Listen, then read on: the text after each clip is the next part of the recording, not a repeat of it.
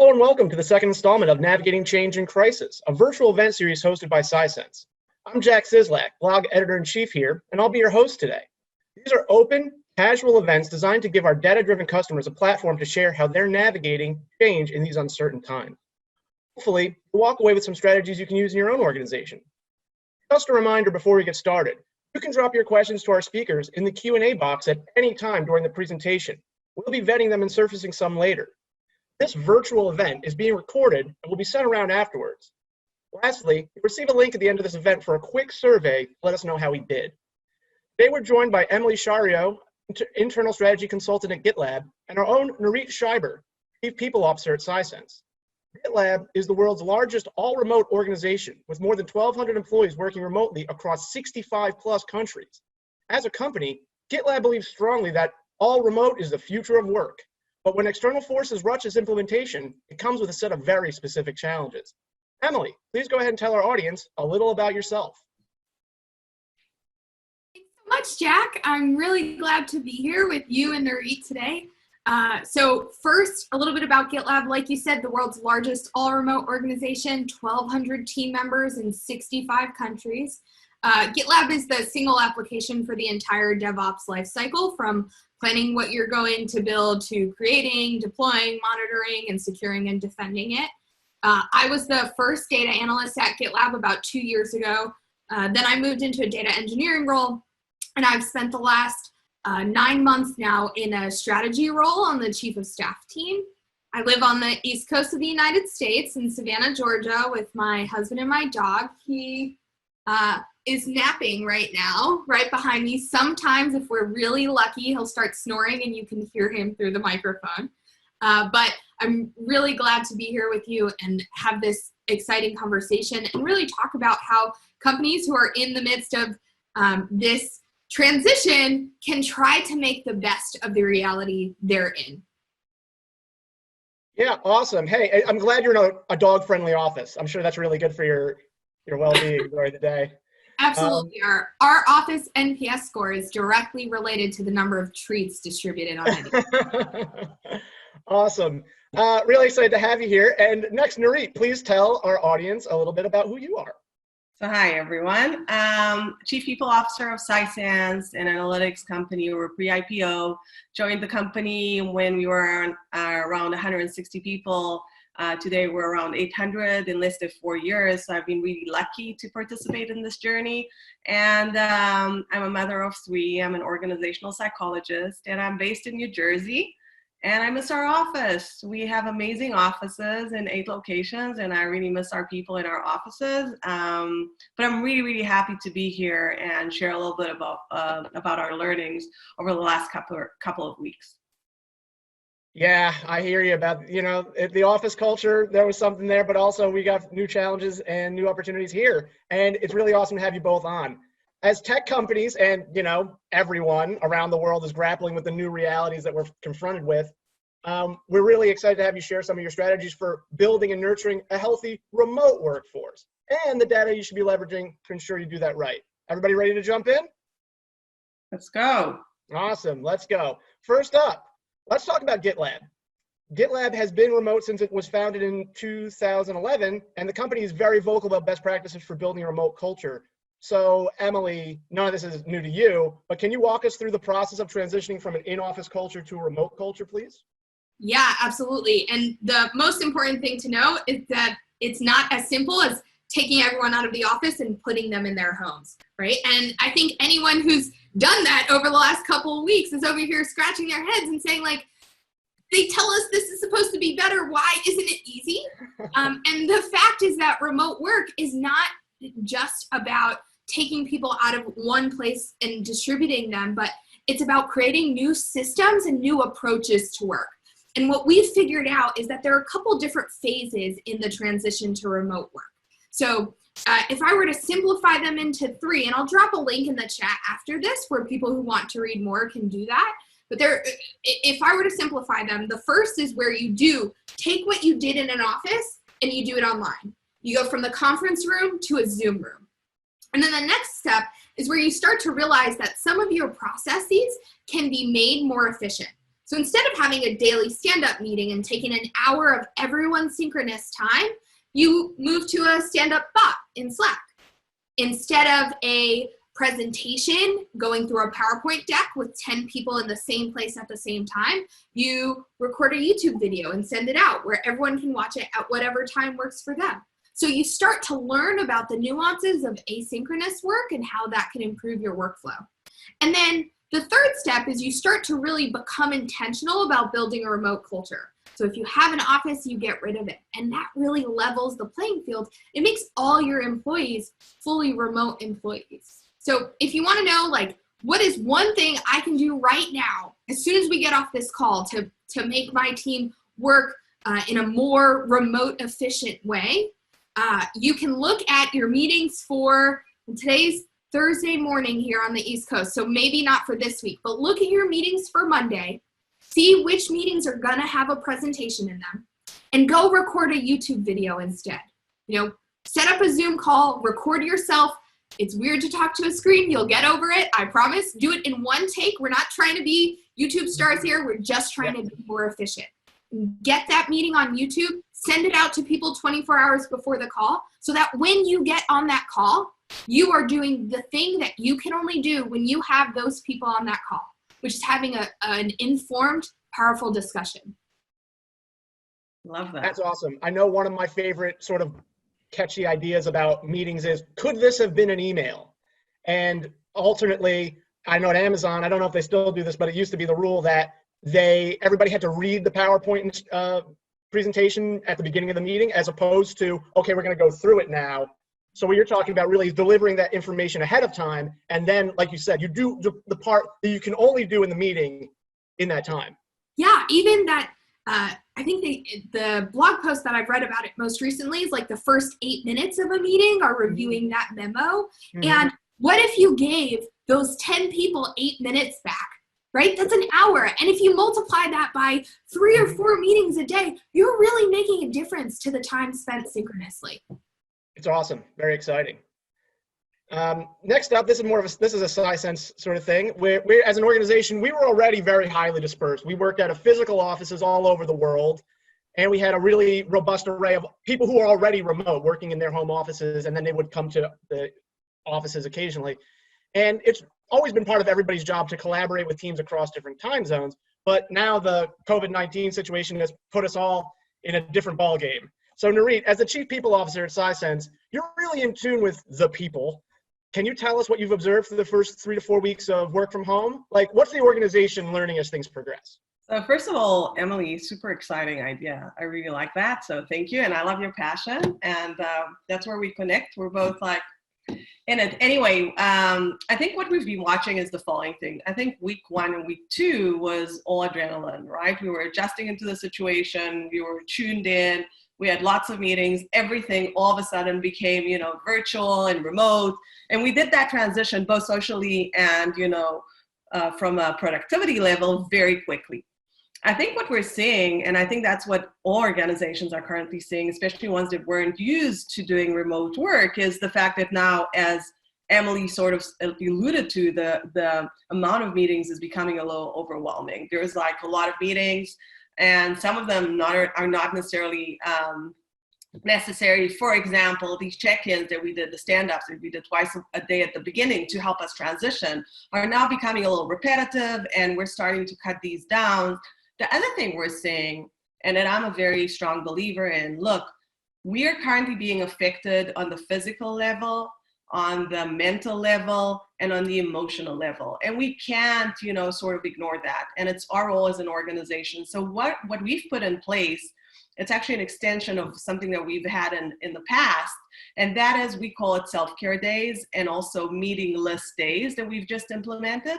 And the idea is that we have a few days in which the entire company sort of is just quiet.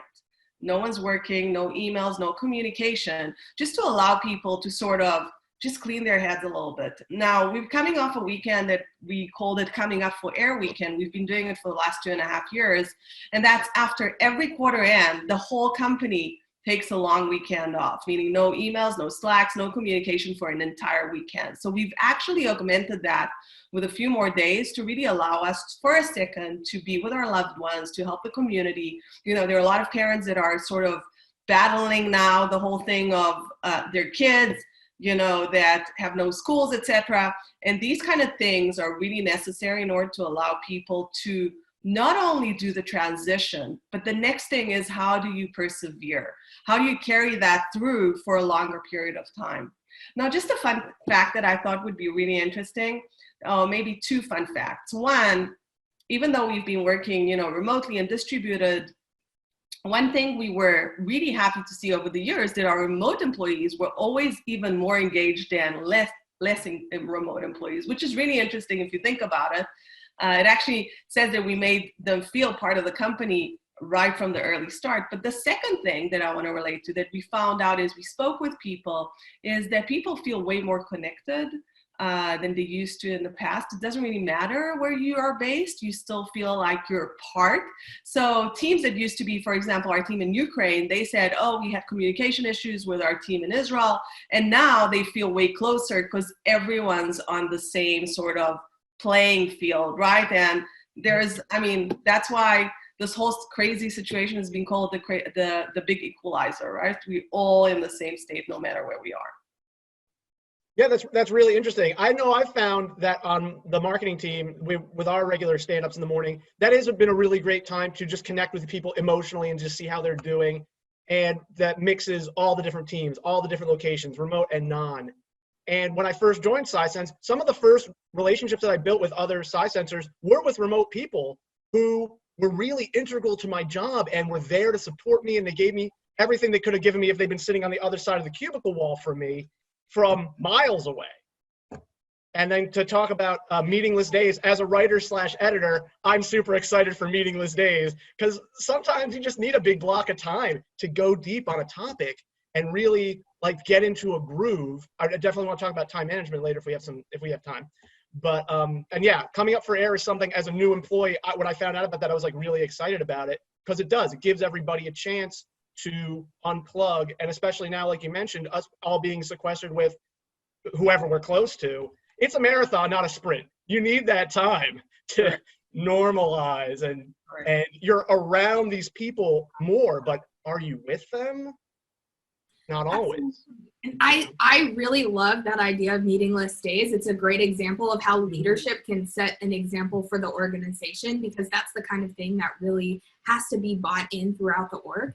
Yeah. When I was in a primary engineering role, what my team, the data team, had was meeting Tuesdays. So we kind of flipped that on our head, where instead of meaningless days and designating a day, what we did was designate a specific day for meetings. So if you wanted a meeting, you had to find a spot on a Tuesday. And if there was no spot on a Tuesday, well, you had to go next Tuesday. And that, it really created the space in our calendars to do that deep work that you're talking about. Yeah. Again, could it be an email? Look, you've got one chance a week to get on my calendar. That is, I have a good buddy, he's like a mentor in the Toastmasters organization that I'm in, who, this was like such an awesome move on his part. I've never heard of anybody doing this. His own boss can't knock on his door unless they set a meeting on his calendar. I had never, but he's just so locked down with his time. He's like, look, if it's not on my calendar, you got to put it on there. You got to give me some notice. You can't just like disturb whatever I'm doing. I have a whole flow I'm in. So I love that meeting day idea. That's awesome. And it really raises the standard for meetings. Mm-hmm. So another requirement that we have is for you to set a meeting, you have to have an agenda. The agenda has to be populated, like no optional people on the invite. They're invited or they're not. They're needed or they're not. And that extra hurdle to have a meeting means that the meeting is going to be more efficient. It's going to be a better use of everyone's time. So definitely. Yeah, and I think in general, what we're going to see way more operational excellence as a result of this whole thing. Because people are going to become more intentional about time. Yes. And I really hope to see more and more of these, like Emily's talking about, because I think we need to be mindful of our time and others people's time even more than we used to in the past, right? Absolutely. And I love that I think you both used the word intention there, and you were talking about the idea of intentionality with these meetings. 100%. Again, could it be an email? And I know, Emily, on a separate call, you did mention, you said you're an on-time organization, or you have a very strong on-time policy there, which when you're all these different people in all these different places, like when I used to do phone screens to try to hire people in different roles, I was calling exactly at the time on the invite. And I'm like, is this weird? Are people expecting this? I don't care. I'm doing it. It said 12. I'm doing 12. I'm respecting your time, Yeah. And ditto, I was in a marketing meeting some weeks ago where the leader of my organization, I was a little late and I thought I could sneak in, and he didn't say this directly to me because there were other people too, but he said, we're an on-time team. I was like, that's all it took. You're right. And then everybody was on time from that point on. It was great. Absolutely. We tell people if a meeting starts at 10 a.m., you should be on the call by 9:59, because it's not saying walk in at 10 a.m. or zoom in. It's saying the meeting starts at 10 a.m. And so part of the trade-off to that is we don't have 30-minute meetings. We have 25-minute meetings.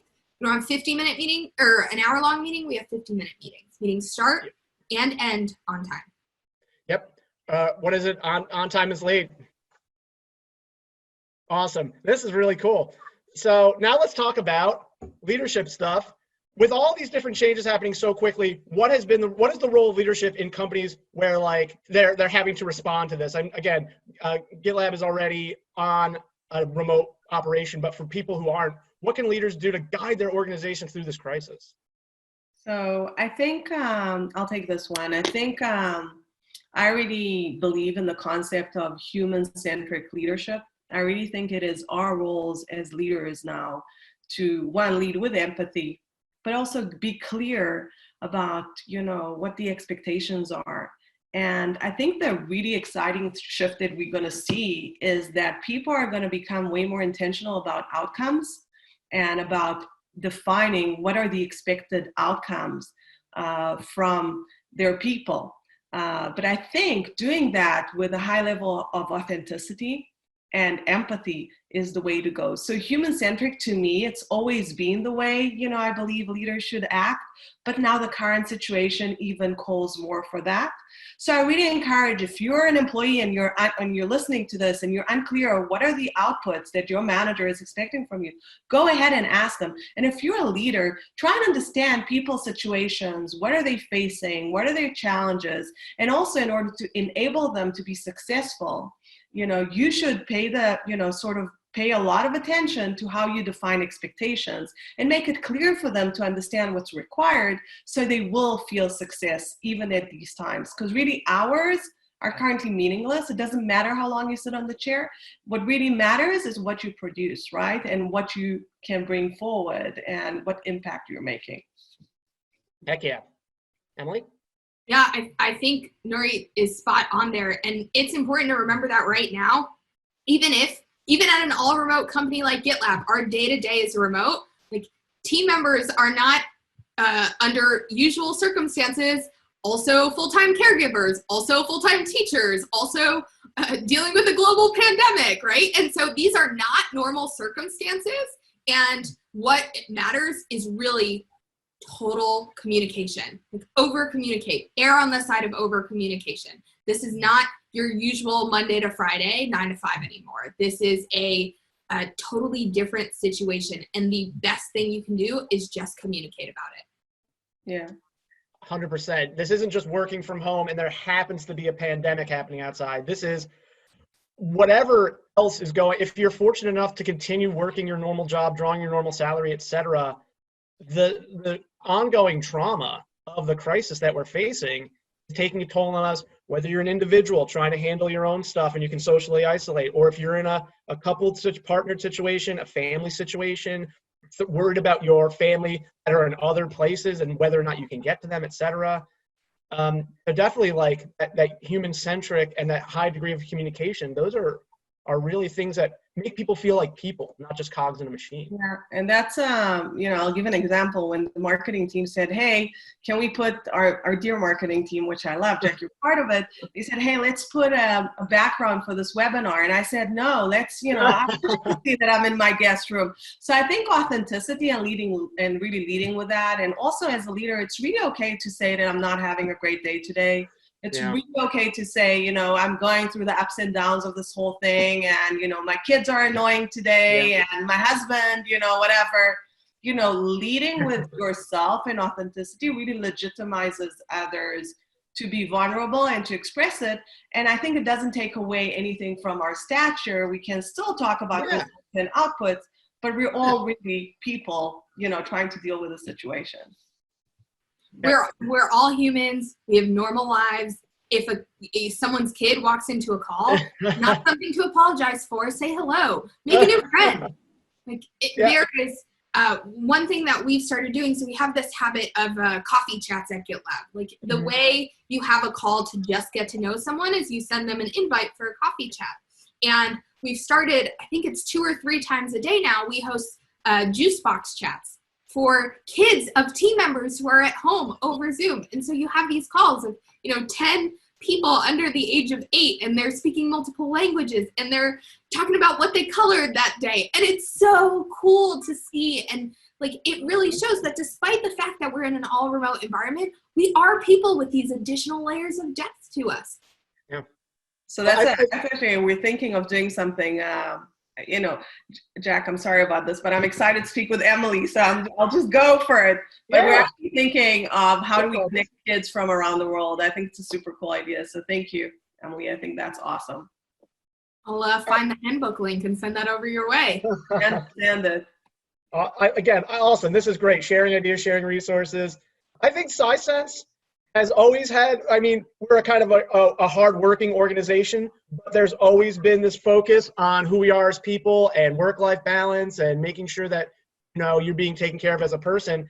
And now that everybody is working from home and we get this unique view into each other's lives, that has just gone up, just in terms of sharing each other's struggles. Oh, I need to take a step away for a couple hours today to handle whatever domestic situation, etc.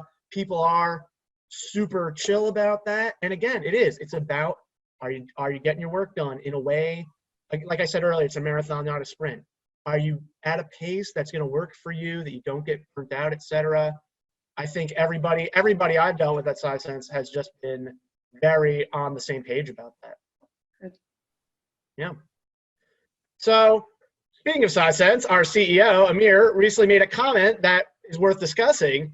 Pre this crisis, people who sat near executives or in the same office sort of had an advantage. They got that FaceTime. They were seeing people in the hallways and stuff. You go, hey, how's it going? I got that thing. Now it's all flattened out. Everybody's equally close and distant from the executive leadership. Do you think there's something to that? Oh, I absolutely do. And this is from experience, because in a previous role, I was the only remote employee who wasn't in our either of our 2 offices. So the company would make a decision or have an announcement or have an all hands, and I wouldn't even know about it until after the fact. So from experience, I know that when you have these situations where some people get additional FaceTime, they do get additional information. And even if it's just information, they have an advantage because they have that information. And so one thing you can do now is really the time to emphasize trust and transparency in your organization. Don't cascade information down the leadership, down the org chart. Instead, announce it to everyone at the same time in an async fashion, right? You don't need a meeting or an all hands for an announcement. You can do that in writing, and then everyone can read it when it works for them. And it's going to put everyone on that level playing field. We call it the all remote upgrade. When you go from having some people who are remote and in second class citizen situations to everyone on the same playing field. I love that. I think, I said this whole situation is referred to as the big equalizer. And I think it's so true on so many levels. But, the whole thing. I don't believe in executives and I'm just a human being, it really doesn't, whatever. But I do think that accessibility now is more equal in that sense. So what we've done pretty quickly is we've started, our CEO loves videos, so he does his own videos and he does it on a weekly basis and everyone can see it. You don't need to tune in. You tune in when you want to. We also share like a brief sort of summary together with that video. So everyone can access it at the same time. I think we're going to introduce more Ask Me Anything sort of sessions as well to allow people to opt in, opt out as much as they want.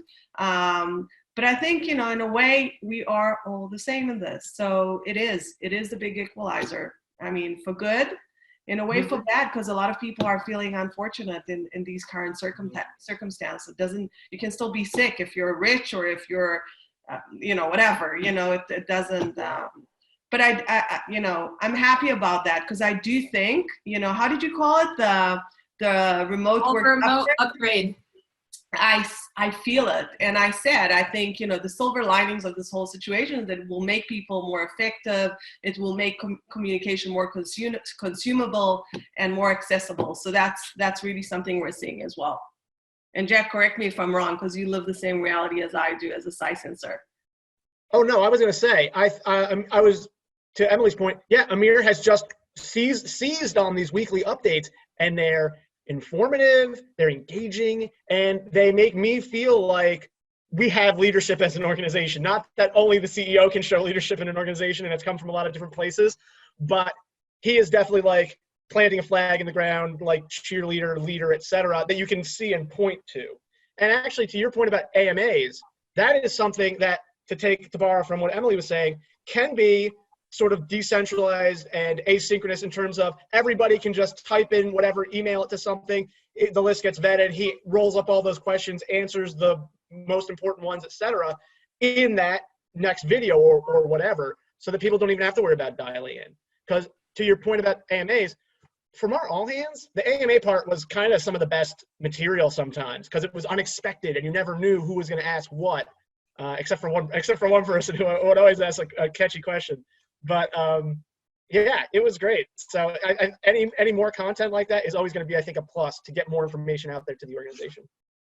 Yeah, and Jack, that's very similar to how we structure our AMAs. We have a Google Doc that's shared beforehand, and anyone can put in a question over whatever time zone you are, and we go through the agenda from top to bottom through the questions. So whatever question was added first, that's the question we start with. And then people also, in addition to talking over the question and the response, they also put their notes in the doc so that anyone who wants to see, hey, what was the answer to Emily's question? They don't need to watch the video. They can also read it, right? Multimodal communication so that they're consuming the information in whatever format they prefer. Love it. The former teacher in me loves that. It's great. That's a lot of options for people. That's awesome. I feel like we've covered a lot of this already, but I want to give people an opportunity to talk to the parts that maybe they haven't yet. Both Sisense and GitLab are values-driven organizations, and both have established values that they take very seriously and speak about often. I think you've both talked about transparency, authenticity, intention, timeliness, etc. already, but I want to give you an opportunity to talk about how you use your values as an organization to foster a strong remote culture and then map the work that employees are doing back to those values, if that makes any sense. And either one of you can start. It doesn't matter to me. Go ahead, Emily. Great. Thank you, Nurit. So we have 6 values at GitLab. They spell out credit. So collaboration, results, efficiency, diversity and inclusion, iteration, and transparency. Those are our 6 values. And we spend a lot of time working these into our day-to-day workflows. So, when in the handbook, which we have, where we have all this information online, we not only have our 6 values, but what we call sub-values. And really, these are ways of saying, how do we put this into practice? So for example, under collaboration, we say short toes. You don't need to be worried about stepping on everyone's toes. If you see a problem, fix the problem. You don't need to ask for permission to do it. When we talk about results, we talk about bias to action. And so bias for action. Absolutely. And these 6 values become the framework by which we make a lot of our decisions. So you see that throughout our work. And you see it, people are citing it when they make decisions in writing. So one of the things when you shift towards async communication is that it's not enough to just say, hey, we decided to do X. It's really important to say, we decided to do X because, and help people understand how you got to that decision. It's going to make things go much more quickly if everyone can understand the reasoning behind it. And you see people cite our values in their work. We reinforce it through a thanks channel that we have in Slack, where people are thanking their team members for collaboration on a new project that popped up, or for getting them out of a bind, or making something more efficient, or whatever it is, for working through our values. And the really, probably one of my favorite ways that we reinforce it is through our discretionary bonuses at GitLab. So we have a program where team members can nominate each other for discretionary bonuses.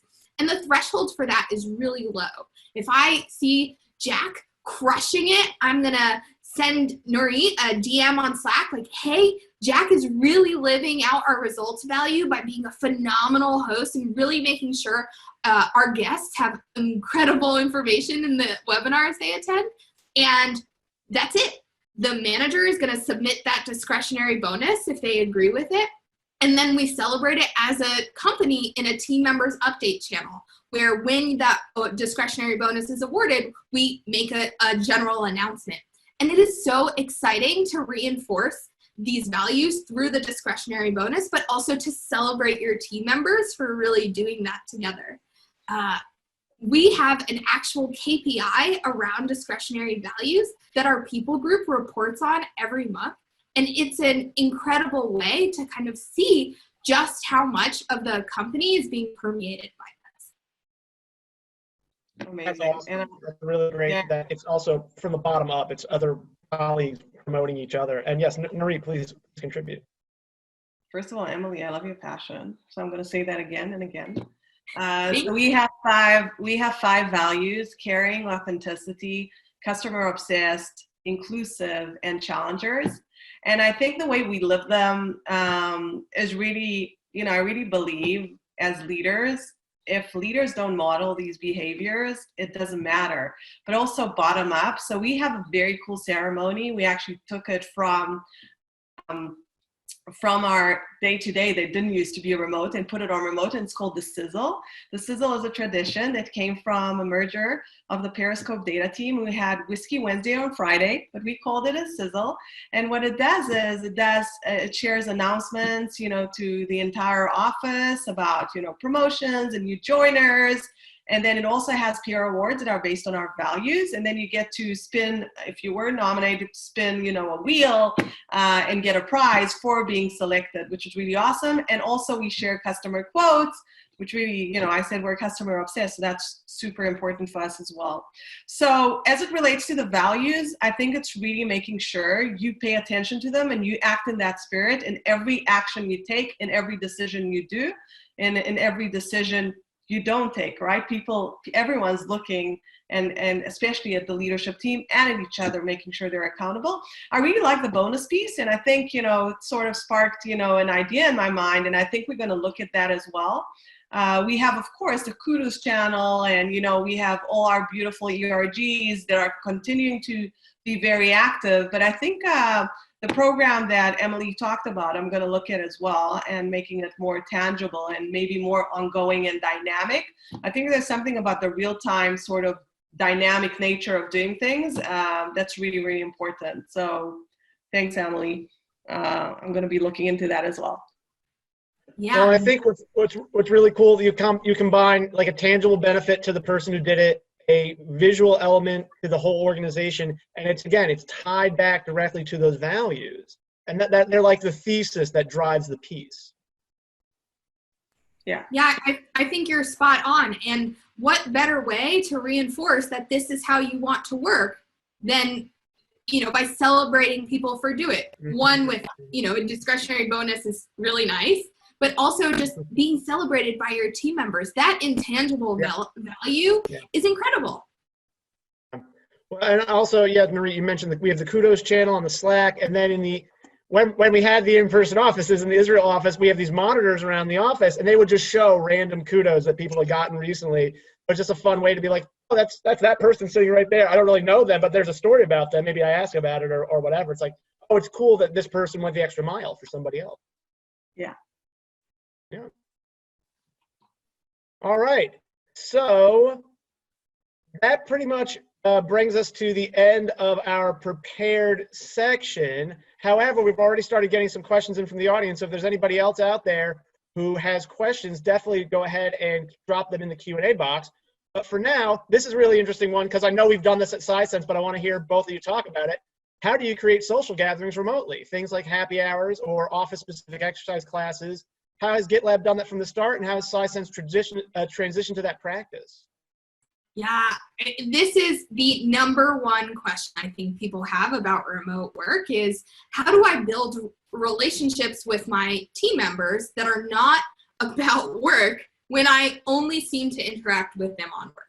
And I think the best use of that synchronous meeting time, like I said, is doing the things you can't do asynchronously. And one of those things is building relationships. So being intentional about putting time on the calendar to get to know someone, scheduling a coffee chat is so important.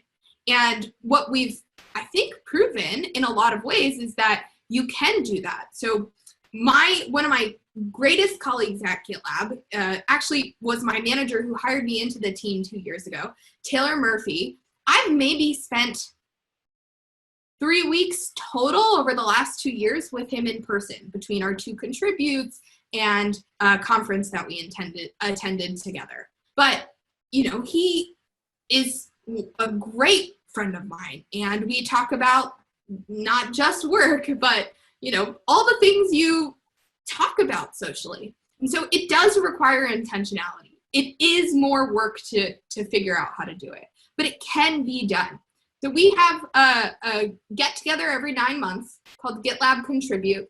This spring, ours was canceled, unfortunately, but we spend about a week together in one place, and it's not death by PowerPoint. About half the time we spend exploring the local area, and the other half of the time we spend in an unconference session. So just kind of talking about things that people are interested in. And you walk out of that session with a really powerful relationship with people. And I think when you're not going to see each other for the next 8.5 months, you've established the foundation on which you've built those personal relationships. I love that.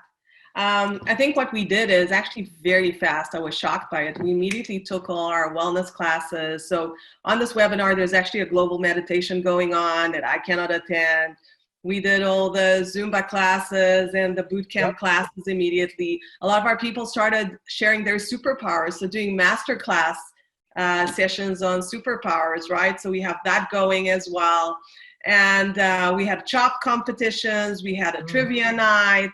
We actually had a lot to the point where, you know, it was like, whoa, that's a lot. So the whole thing was really, how do you pace it and rhythm it the right way? But I think that's one of the most beautiful, you know, things that sort of came up, you know, how quickly we transitioned from our in-office, you know, social interactions to doing it over Zoom. And funny enough, you know, I did over the first week, very quickly, I did work from home sessions, you know, tips and tricks to around 400 people at Sisense. And what was really beautiful in these moments is you see like 100 people in a still, I think, connection sort of comes to play. So I think you just need to be, as Emily said, intentional about it. And people want that. People need that. We are all, you know, one of our basic needs as human is social interactions. So there are lots of things other than these sort of sessions and all these things that you would do socially. The other thing is, you know, Emily mentioned the coffee chat. We started using the donut.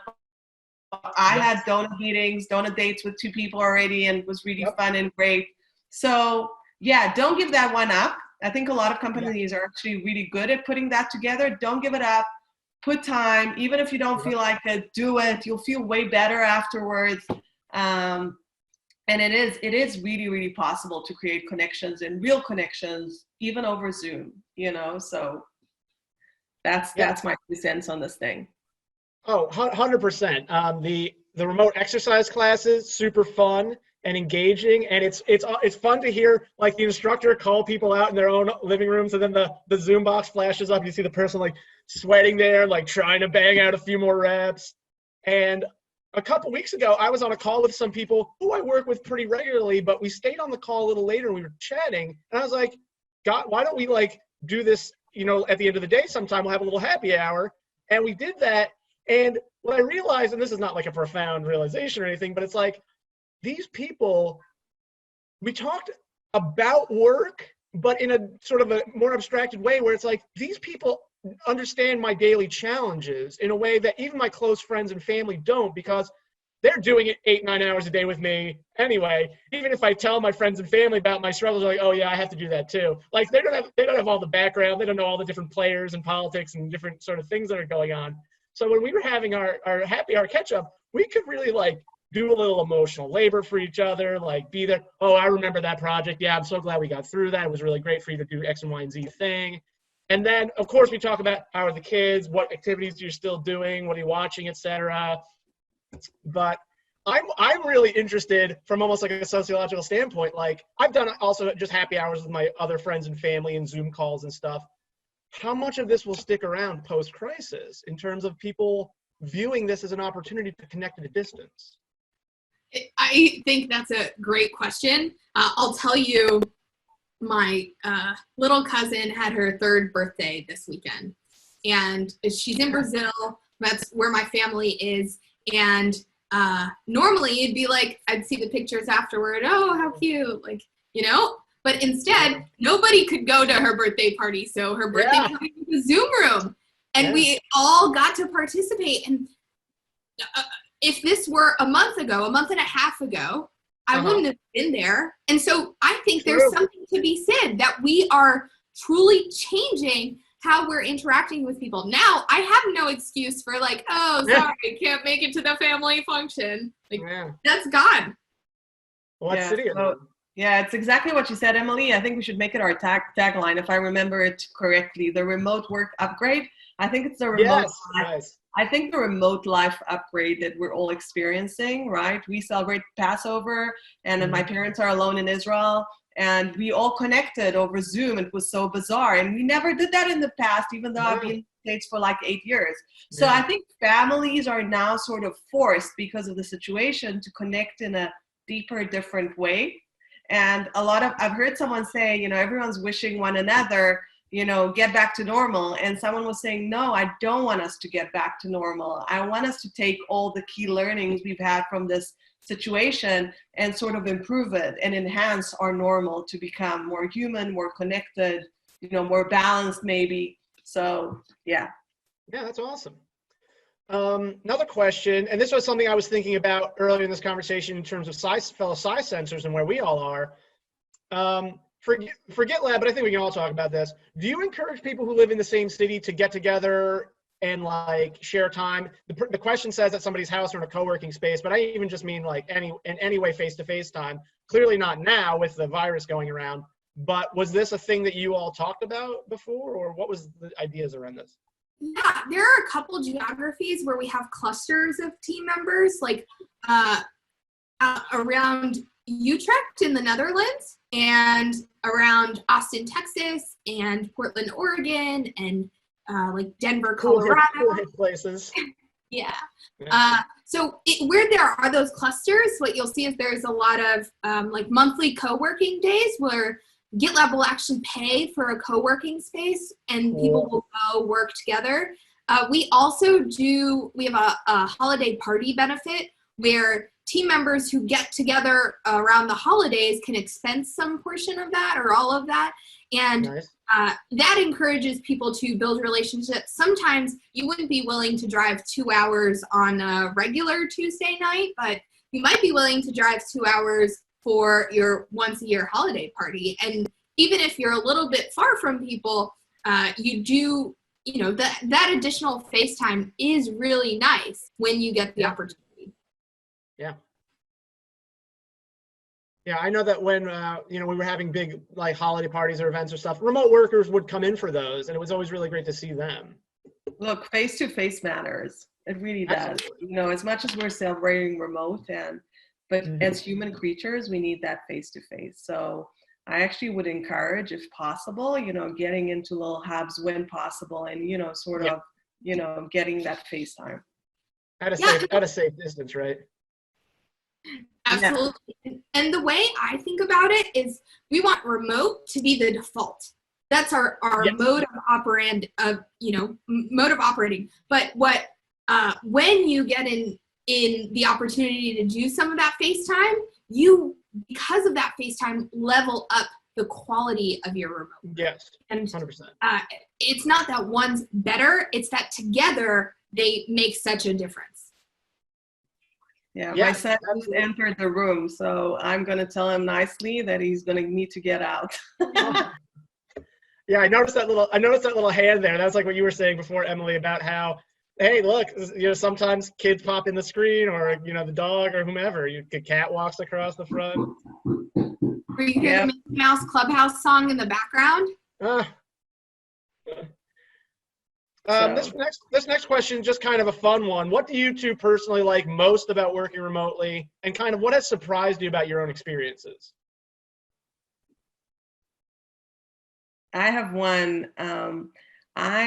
You know, as a leader, I travel a lot. That's one of my favorite parts, to meet people all around the world. So I travel a lot, and I also commute into the city.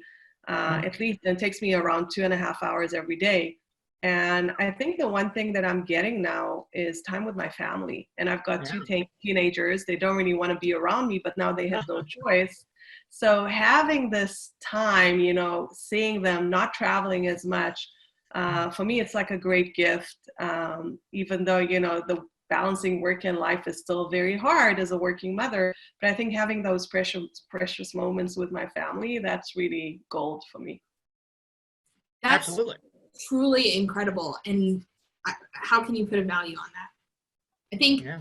for me personally, the most powerful thing about remote work is we talked a little bit about how it's an equalizer for people within an organization, but it's the way we can create opportunity for more people around the world. So my personal circumstance is that my partner's job requires us to move a lot. And I've spent the last couple of years moving to follow his career opportunities because I've been lucky enough to have the career I want from the other side of a Zoom call and thrive and meet new people and have opportunities. And as we move to follow the opportunities for his career, those doors aren't being closed for me.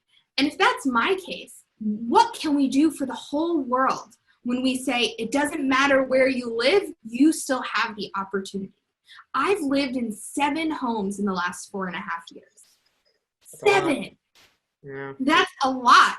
And I think it goes to show what a talent pool an organization can tap into when you're not just limiting yourself to this geo or these geos, but when you say the best person for the job from around the world. Heck yeah. Agree. On a personal note, like, are you somebody who likes to move around and experience a lot of different locations? Like, I mean, I lived in New York for the last 6-7 years, and I've lived in like 8 or 9 different apartments, and that's probably statistically high for New York. But New York is not a place where you live in the same apartment for 10 years. But yeah, what's your personal experience with that? So I think because I moved so often, I now, if we live in a place for too long, I shift the furniture around. So, but no, moving is not fun, and I don't enjoy it at all. Yeah. But it has forced me to like cull the things I own. So I do the closet clean out pretty regularly, and Marie Kondo it. Yeah. So one of my like is I read a book and I pass it on. So of all these books on the shelf, there's only one shelf of like my favorite books. A lot of these are my to be read pile or belong to my husband. And so the vast majority here are not things I've read because I'm probably not going to read 90% of them again. So why not give it a new life? And I don't know that I would have developed that if I didn't have to move all the time. Pretty cool. We have a question here that's kind of interesting. Emily, what do you not like about being remote? Is there like one sort of most frustrating aspect you had to overcome or that you still work to overcome? Time That's zones. a great question. Love Oh, that. time zone. So that's like completely out of your control. That's just the way the earth is broken up. Time zones are so hard, and it is. I mean, if anyone's got it, I think that the best solution is like just push to asynchronous work so that time zones matter the least amount possible. Yeah. But sometimes you do need to get on an all hands. And what we've taken to doing at GitLab is when something comes up where even just AMAs that we do now on important things, we do all the things I talked about earlier. So we have a Google Deck, anyone can, or a Google Doc, people submit questions beforehand. You know, we do all of those things to make the call as asynchronous as possible, but we want to give people who attend the option to attend. So we schedule it, we try to do one in EMEA friendly times and one in APAC friendly times. So if like where I am in the US, it would be like early in the morning and late in the day. And that kind of gives us coverage of almost all of our team members. We're covering like a time that 90% of people would work in regular working hours. And that helps, but time zones are definitely the hardest part of my work. Nurit, anything to add? No, I think time zones, they matter regardless if you're based in the office or not. That's been one of our biggest struggles, you know. And as a person who's been working on like at least 4 time zones for the last 15 or 16 years of my career, you just need to make it work, right? And you know, it's funny, you start learning all the translations of if this is 10, what's there, what's there, what's there. And I think giving multitude of options to people is really the only way to solve it. And if you need to cater, be interactive with so many time zones, you just need to stretch yourself. It is harder, but the upside of working in multiple time zones, you get to meet such amazing people from different cultures. And I am so curious about people and I love people. That's why I'm in my profession, obviously. You know, the ability to interact with people from different cultures is just so awesome and so enriching. It comes with a price tag, like everything in life, called time zones, right?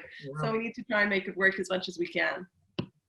Yeah, pretty early on when I started at Sisense, my boss who I reported directly to was in Israel, and then her boss was in New York, and then that person's boss was in Israel. So I set I'm a Google Calendar guy in my personal life and at work. If it's in the Google Calendar, I will do it. If it says like jump off a cliff at 10 o'clock, I'm like, I gotta go jump off this cliff. It's in my calendar, I gotta do it. But I found you could set it so you could see 2 different time zones side by side. So I had New York and Israel, and then we merged with Periscope, and now we have a San Francisco office too. So I'm like, okay, I'm just gonna have to do that one myself. I'm just gonna do that math. But as a team, we decided, okay, we're gonna have specific times that we prioritize to be online early or stay online late. So just like you were talking, Emily, so we have that crossover, we can hit everybody. And when we were really having those check-in calls, and we still do have them, they just sort of turned to more of an optional thing for the marketing team, but honestly, people are still doing them. It's been optional all week and the numbers are staying high. People want to have these moments, even for 15 minutes just to check in. But it's the very early for West Coast, early morning for East Coast, and then end of the day for Israel. But the Israel people are still checking in because they're like, this is good, I want to hear from you. But yeah, I agree, time zones are troublesome. Let's keep it going. We got a few more minutes here. So we just talked about time, so this is a perfect lead in for this next question. Do either of you have like sort of specific time management schemes you like to use while working? One that I've read about recently is called the Pomodoro method, which is like these 25-minute chunks and then you get 5 minutes off, or however you want to structure it. And for people who work like, you know, from your in-person to your office, your in-office to your in-home setup, did you use like different time management working from home versus in an office? This is just something we were kicking around over here. Nurit, do you have any particular strategies? Look, I try block lunch, even 30 minutes, just to Uh-huh. go up and sort of get up. The Yeah. other thing I do, I mean, it's not a time. Whenever I feel my mood is dropping a little bit, I immediately put on music. And I start, you know, I did that. I actually was in a good mood, but I did that before the webinar as well. Yeah. You know, I just believe in that. So I try and put like little music poses and I play with it. Like I put chill music and I put dance music. And I really think we need that going because, you know, it's hard. It's hard. You're in front of a screen 12 hours. So putting in breaks is really important. Also stretching. I bought a roller foam. I'm sure people heard yoga mats. Sales are increasing, so I've got this yoga roller foam exercise. I do like 5 minutes in the middle of the day just to. But I mean, yeah, there are no silver bullets. You know, I don't. Time management's hard. Just make sure you put in self-care because one of the things, like I do with music, like I do with breaks, like I do with the exercise, because otherwise it's really we're in the perseverance stage, and I think. The perseverance is what we really need to be intentional about. So build that into your schedule and protect it. It doesn't need to be long. It's not about length. It's about frequency, and it's about booking time for it. Yeah, I tend to agree. There really is no silver bullet, and even what works now might not work in 3 months, and then you know it might not work next week. What I've been doing so far and is working right now is. At the end of every day, I make a list, kind of brain dumpy, like here are the things that need to get done, and here are things that popped up over the course of the day, and I prioritize them for the next day. So when I get to my desk the next day, there's no like, oh, what's the most important thing? It's like, I know what the most important thing to get done is, and if only that one gets done, well, like I worked on the most important thing. So that would be my number one, and then my number two is really distinguishing between personal and professional. So this desk that I'm at right now, this is my work desk. I've got a work laptop and a work screen and that. And then that is my personal desk. So there's my personal laptop and my personal monitor. And when I want to work, it's here. And when I want to answer email, pay bills, hack around on an open source project, it happens at that desk. So I don't sit at my laptop, my personal laptop, and feel like I'm at work. Yeah. Because it's not here. Oh, I love that. I'm a big on sanctity of place. Back when I would go to these places, I was an avid Brazilian Jiu-Jitsu practitioner, and so the gym academy was very special space for me. And that's like where I knew I was there for a specific reason. Ditto when I would lift weights. Like I was in a specific place for a specific reason. I live in a studio apartment, so my desk is in one place, my coffee table and my couch are in another place, but it all feels like one big room. So it's a little harder to get my head up. I'll send you my foam roller. I'm ahead of you. I've been using the foam roller for years. I love that thing. Got to break up the fascia. Best thing on the planet. A friend of mine who's in a very similar situation is throwing a bed sheet over her desk at the end of the day. Oh. Like hooding a falcon. And that's the end of the workday. The bed sheet's over. It's done. And then when she goes to work, she takes it off. And it's almost like a ceremonial. Okay, I'm ready to go. That's interesting. Awesome. I love that. Well, I think that's a pretty good note to end it on, talking about doing something ceremonial. I'll throw a sheet over this presentation. I am supposed to remind everybody about the survey. Yes. Okay. So thanks for joining us in our second installment, everybody, especially to our two guests. And you should see, everybody attending should see a quick little survey in the chat box. We really appreciate you taking the time to provide us with a little feedback. It's just a few questions. It should take you less than 2 minutes. Until next time, I'm Jack Sislak. Emily and Nurit, please go ahead and say goodbye to our audience. Thanks, folks. Bye. Stay safe. Emily and Jack, thanks. It's been fun. Thank you both so much. To you and everybody else out there, please stay safe out there and take care. And we'll see you the next one of these. Bye, everybody.